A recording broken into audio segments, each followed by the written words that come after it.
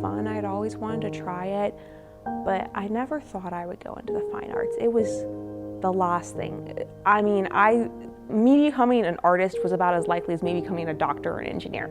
It was just not on the table. I never thought I had any natural skill. It was just this whole side of me that I didn't know existed. She was proudly showing me pictures of this pizza stand that she was making for her dad. And it was so, so beautiful. And she was just so excited about it. And then I started bringing my work home and just working around the house to set things up to get it ready to sell. And I have more of an eye for staging things and design. They started to realize I'm actually good at it. Good enough where my dad said, wow, this is something I would buy in a store. Michelle is very driven, and that's always been a quality of her. I've noticed that since freshman year.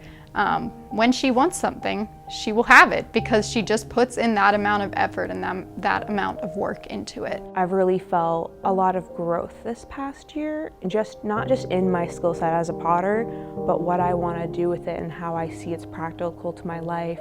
Michelle knows her mind very well, and I think that's a quality that has come with time. I wouldn't say I saw that during freshman year, but as she was able to stand up for herself and have all these hard situations that no one should ever have to endure, as they all came into her life, she used it and she just took it and ran with it. My boss, Kathy, who runs this arts department here at Grove and teaches all of the pottery classes, she has not been to campus since the first day of classes because she had COVID and pneumonia, and then it turned into asthma. So she's been really sick. I mean, she's taking on a lot of responsibility as a student that really necessarily she didn't kind of ask to be, you know, I don't know how willing she was. I don't know if she was kind of thrown into this or whatever, but she's just been a trooper no matter what.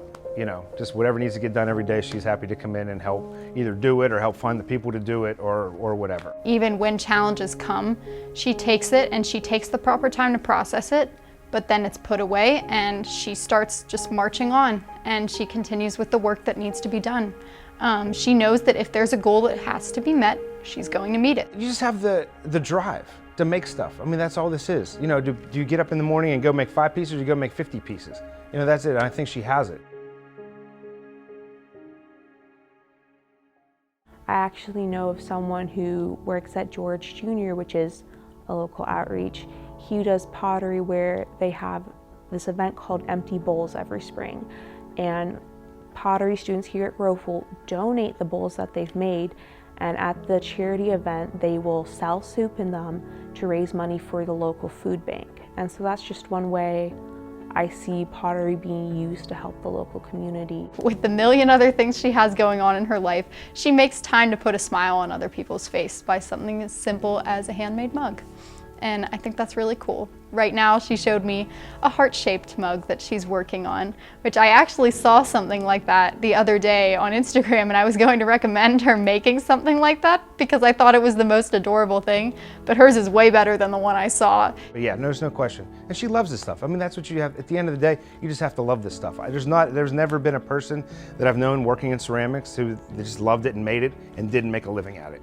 Like, it's that easy. I mean, the stuff sells itself. So it's more like the drive, because a lot of those people, you don't have to do anything when you wake up in the morning. It's the people that get up and then jump into it. You know, having like no schedule, there's no set amount of things you have to do. It's what you make of it. It's all about the drive. It's all about the drive. She uses her passion to make other people feel loved.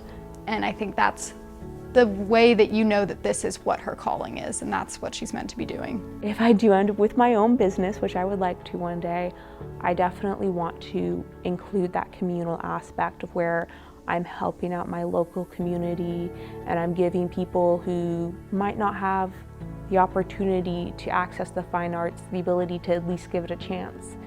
Because if I'd never taken that pottery class sophomore year, I don't think I'd be sitting here right now. I don't think I'd be on this trajectory at all. But I signed up for it, I got in, and I had an advisor who invested in me immensely. And I want to give back to other people as much as I can.